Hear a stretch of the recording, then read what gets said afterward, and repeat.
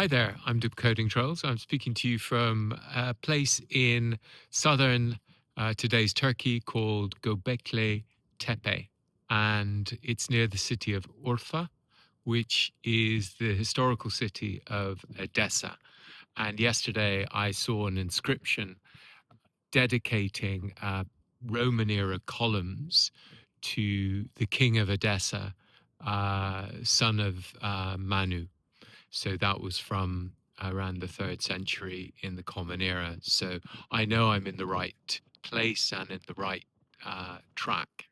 In many ways, finding Manuland has been leading up to this particular moment because I'm about to go and visit, and we are about to go and visit a stone circle, the first among the stone circles that we have found in human culture. It dates from around 10,000 years before the Common Era. And for those who have been following Finding Manuland up until this point, and for those who are just discovering it and maybe you can go backwards, you'll see that our starting point in telling this story was a stone circle uncovered in May 2021. So about 8 months before the full-scale invasion. And you'll remember in maybe the first chapter of Finding Manuland, which is located in time and space in eastern France around November 2021. I was on my way back to eastern Ukraine from my last leave before my forced retirement from my diplomatic career in the OSCE. And I passed a warehouse called Manuland in eastern France. It's an agricultural machinery area business, and I had been looking vaguely at this MN sound and noticing it in places for years. And I thought, when I passed this and I was going into a village called Mang, M-A-I-N-E, and I saw Manuland, and then I just passed Mons in Belgium, just over the border in Belgium, and I thought, okay, now is the time to begin looking at what this MN sound means. And you might remember from the first post, I made this resolution, and then the next morning I went into Maine. I didn't really have any particular idea of what I was looking for or what I was doing or how I'd relate the MN sound and the word man, mang, Maine to a project. But I started off in the church, and I went there in concentric circles around from the church. And then I went for a run up the mountain, and I saw a mound and the farmer, the giant herdsman who was there. And what I was iterating there was a method. And so every Finding Manuland podcast and piece of writing integrates 3 different elements. The MN sound, of course, this idea that we exchange energy, and this is recorded deeply into Indo-European languages as the MN sound. The second element is expanding our own mental models of time and space. So we began thinking about ancient Egypt, goes to ancient Greece, goes to ancient Rome, and somehow that relates to our civilization. That's the mental model that has evolved and been perpetuated by academia over the past few centuries. However, now we know through various means that Indo-European languages were born in eastern Ukraine, as far as we know from the latest archaeogenetic evidence in Mykolaiivka village on the right bank of the Dnipro River in south of Zaporizhia city, and spread out from there to Ireland and India. So between 4100 BCE and today, so the past 6,000 years. So we're expanding our mental models over space. So from Egypt to Greece to Rome, and somehow Western civilization arose from that, to from Mykolaiivka village in southern Zaporizhia, westwards as far as the west coast of Ireland, and eastwards as far as the Spiti Valley, which I've also visited and will probably visit again during Finding Manuland, in the Himalayas, which is the limit of Indo-European, the linguistic and cultural community. But of course, as we know, Tibetan as Tibetan Buddhism is basically the remnant of early Indo-European religion. So our borderlands aren't hard and fast in that sense. So expanding mental models of space and expanding mental models of time. And then the third element in every Finding Manuland episode and piece of writing, and always in my mind, is, well, this is just an iterating method for exploration. And this has led me to here. So from the Man village to here, from the Kromlik in Novo Alexandrivka, this posh suburb of Dnipro, where property developers wanted to build a posh house on the site of a Yamna burial mound, 3,500 years BCE. The Yamna were the community of Indo-Europeans, of ancient Ukrainians who evolved the first Indo-European language. Property developers in the today, this is a universal story, wanted to build a posh house on it, so they decided to research it by destroying it. And underneath it, they found this stone circle, a cromlech, built by the Sredny Stog, which is one of the two main components of the Yamna. Sredny Stog is old European, so this is before the patriarchal mode of governance and Indo-European language and religion came. And that stone circle itself, which I visited a lot in my last 7 months before leaving my forced retirement from Ukraine and before the full-scale invasion, leads to Göbekli Tepe, where we have, as we're going to see, hopefully, this stone circle from around 10,000 BCE. And the first, what is described in the tourism literature, some academics have widened the view of this, but for the sake of argument, as the first monumental megalithic structure in human culture. So yesterday I was in Urfa and I went to this amazing museum in Urfa, just, like a city block sized museum, amazingly curated, like most museums actually in Turkey that I visited. And there I came face to face with many of the artifacts that were found here in Göbekli Tepe. These statues of animals, really lifelike, with probably stone gods. And you'll remember in my first or second, third post where I talk about visualizing the stone circle in Dnipro as actually these stones have an anthropomorphic aspect to them. And it was such a privilege for me, they having been buried by the first Indo-Europeans with this new model of burial, to put burial mounds and bury the people inside it, buried about 4,000 BCE, about 3,500 BCE by the first Yamna, by the Indo-Europeans, and then revealed for the first time since that moment in May 2021. And I repeatedly went to and visited there. And so I found my way to Urfa, to Göbekli Tepe from Lake Van, where we were. I left you when I was looking for Menua's stables. Sad to say, I couldn't get there. I really tried. I climbed over snow, and it was just really difficult to get there. So I didn't actually see the stables. The great museum in Van, in the city of Van, actually had lots of references to Menua, because he was very, very important there. And then driving from Van to Urfa.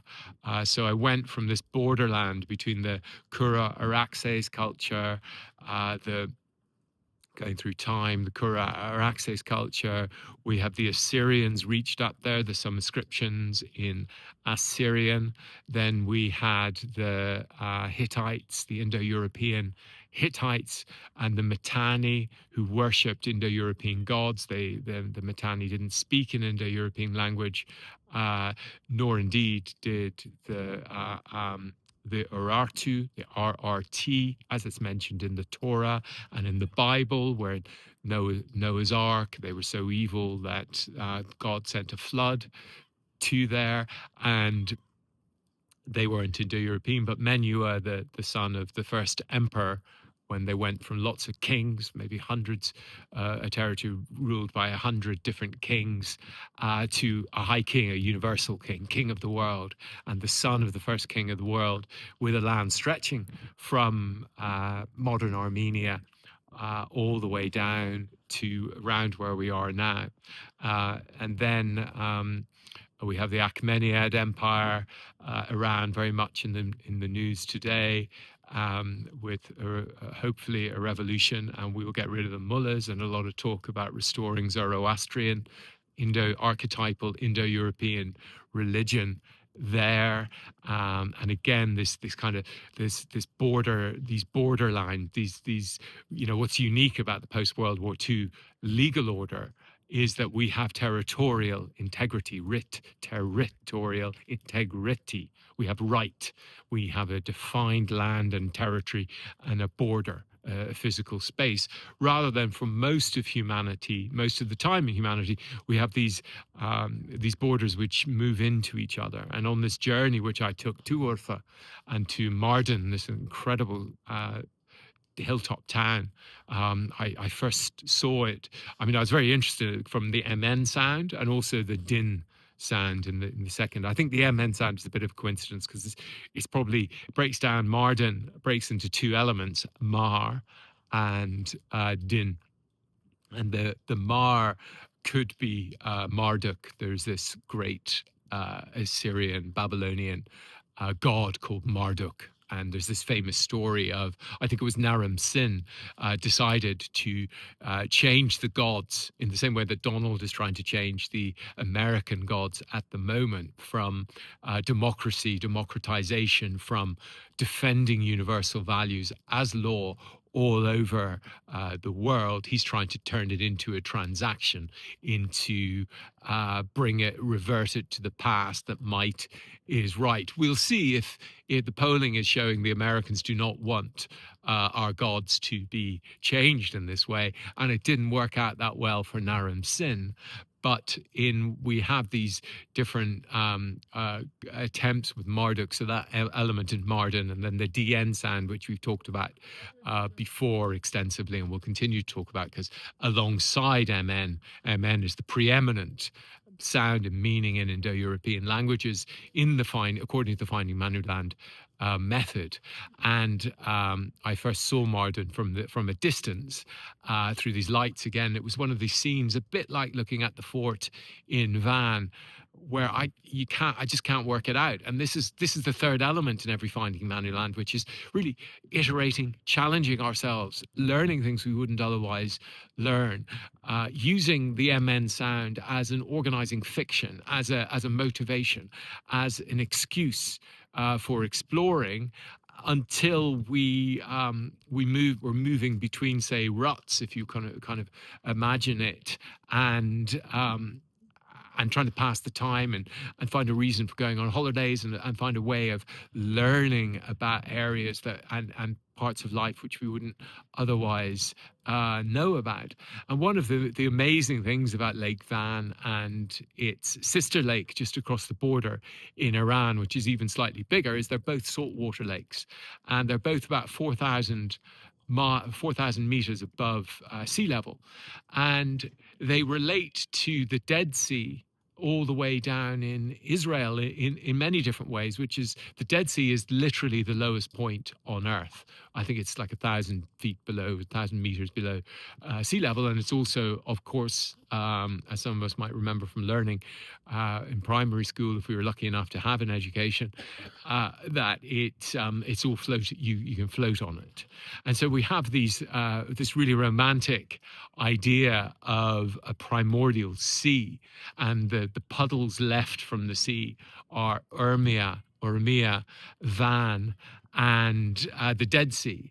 And they relate, of course, in one of the oldest stories that we have extant, the Old Testament, where Noah's Ark comes to rest on the Ararat Mountains, which is in the old Van, and where I was, where I come from. And so we have that absolutely really attractive idea. It's not actually true in fact all the three lakes. The three lakes themselves are formed in different ways. And Lake Van, as I understand it, you have a mountain there, which a volcano, and it blocked the exit from the mountain. But they are salt water, and they have this connection in the stories that we tell, going back to ancient times. And so another connection is the state-of-the-art analysis of ancient DNA finds that 2 of the 4 main constituent elements in the ancient humans whose DNA in the past few years has been analyzed using state-of-the-art techniques is that they share the same genetic makeup of Iraqi Jews and other particular micro parts of the Jewish community. And so we have this genetic link, because these areas were they're maybe, I don't know for sure, maybe I think it's probably about 1,600 kilometers away is Israel from Lake Van, but they're connected by the stories, they're connected by genetics. And last Christmas, you'll remember, I visited Mount Hazi down by the border with Syria, by Turkey's border with Syria, which was about 250 kilometers from Israel, from the Dead Sea. So we have this massively interconnection zone between all of these different areas, and we have the genetic makeup and we have the stories. And so that, in a way, is finding Manuland. We're in this borderland between the avowedly Indo-European parts of Manuland, which, of course, Anatolia was all Indo-European until Osman the Great came from Central Asia, and now it's got a mix. The Kurds are still Indo-Europeans, and tremendous respect by Turkey for this history. You'll remember we saw the first piece of writing in any Indo-European language in Ankara, founded by the Celts around 300 BCE. And the whole area where I'm in now, I'm about 50 kilometers north of the border with Iraq.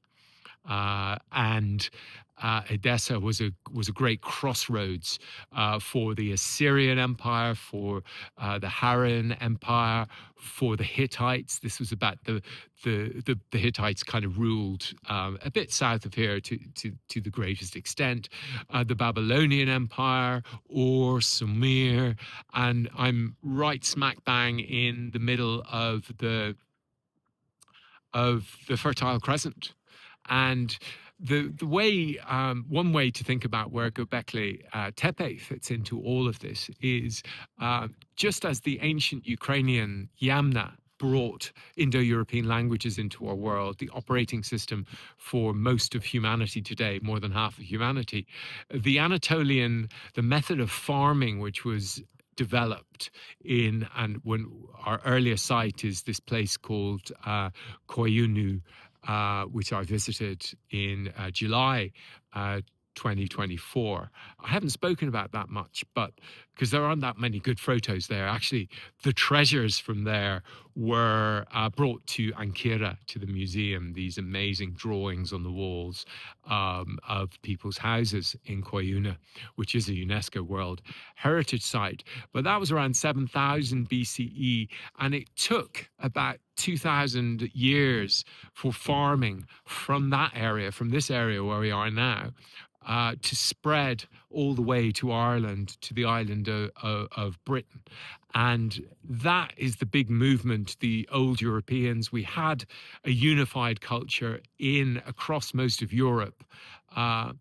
At the point when the Yamna started migrating with Indo-European languages and their new patriarchal mode of production, and the wheel and cannabis and the Indo-European governance systems, and then these successive waves, some of which are recorded in the mythological histories in Ireland and in other countries, with the MN sound in the mythological founders' names.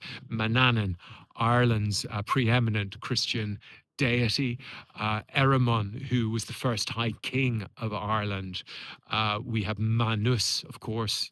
You'll remember that series of 6 shows which I did, which came first, Manus in Germanic culture, or Manu in Hindi.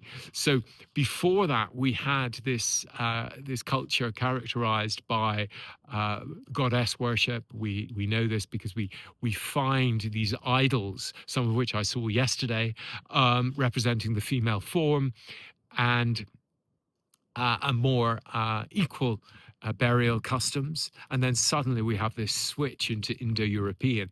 And so Finding Manuland is most interested in this 4100 BCE until today, the Indo-European migrations and elements.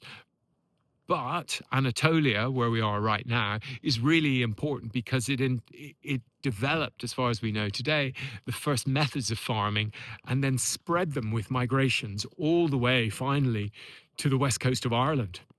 And so this whole area in the Fertile Crescent, spreading from Israel upwards and then down again into Iraq and Mesopotamia, where we are right now, is really important to all of our human culture. And Göbekli Tepe, where we have this monumental MN in monumental, this monumental art, this monumental, and it is art. I mean, some of the stuff I saw yesterday, which I'll post in this, is exquisite. And the Urfa Man, which is this exquisite, the earliest human statue that we have, human-sized, normal-sized human statue from about 10,000 BCE, whose eyes are made of obsidian. It's exquisite art. There's no better art on the earth, and it was created then. And as far as we know, this is the earliest art that we have, the earliest monumental structures, which again finally reach Stonehenge, Newgrange, the Kromlik in eastern Ukraine, and Dnipro, which began Finding Manuland. And there's a solid connection in terms of ancient DNA between where we are right now and eastern Ukraine, insofar as the Yamna have half an element in their ancient DNA can be modeled as Armenian, Levantine, Armenian, Iranian genes. So people coming up from this area, their descendants become the Sredni Stog who built this stone circle, and they become one of the main parts of the Yamna, along with Eastern hunter-gatherer DNA. And again, we know this from the latest cutting-edge surveys. So if we're tracing the MN sound, from where did it come from, down here originally or to there? Well, we're exploring that. what we do know is that it was so deeply embedded in the first Indo-Europeans, in the Yamna, in Mykolaiivka village in Zaporozhye, that it then became embedded in the entire Indo-European culture and linguistic communities between Ireland and India, to the extent that Finding Manuland is using this as a means of exploring all of these areas and iterating and having this amazing journey, which I feel we're only really getting going. I mean, we had our first instance in November 2021, and now I'm moving into new medium. This is the first time I've ever used a tripod, which I got recently, and we're going into video, and we're going into podcasting and text and mixing it all up, and we're going to keep going. So I'll leave it at that for today, and I'm gonna go now um, to see Göbekli Tepe. I've just bought my ticket, and I'm really excited about the connection between this moment and this place, and where we all began in Man Village in eastern France in November 2021, when I just had this vision for my life of traveling around and for exploring, see where exploring this MN sand would come to.